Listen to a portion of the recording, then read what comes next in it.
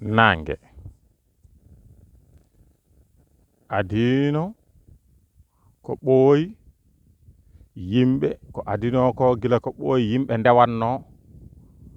ko nange leƴƴi kewɗi ndewi nange ɓaleɓe ndewi nange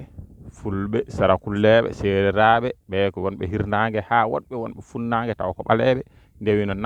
nange e saha Firawna en nde laamino windere nde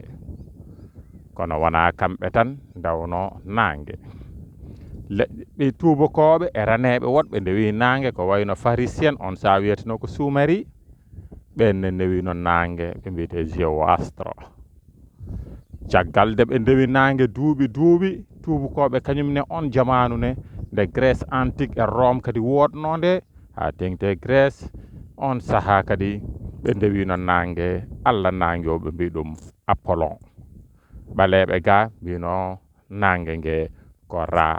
walla Ro ɗum ɗo noon ko dewal Allah ɓoyngal sabu kawis muɗum waɗanno e nder yimɓe miijo ɗe tan ɗum ko hunde feetere jeenge wonde dow ina yaha ina taaro to woppata lawol muɗum te hay gotol jamfotoa ko e kala e saha so waktu mum timmi koko arata so waktu mum timmi koko yahata ɗum haawi yi leƴƴi kewɗi ha padi ɗum Allah o noon ɓe tawi wona haydara so wona ɗo cakket ɗo ko ɗum tagore nde tagoje ɗi fof ni jara boom won wiɓe ko ɗum tagoje ɓen ko rewoɓe diine rewoɓe deftere nde hono Tawrat Iljil e Qur'an ɓen de gonɗi ndi nange ko tagore Allah tan no tagoje ɗe fof ni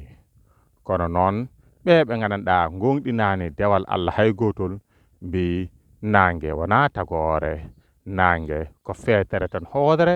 wonde e dow asman ina yaha leydi ndi ina taaro ɗum walla duude goɗɗe ina taaro ɗum ko ni tan woni nange jeenge muɗum nde noon ina heewi kattana ha ganduɗa ina yorna ina suma kono kadi ina wiltina ina wurtina ko heewi ɗum ɗon noon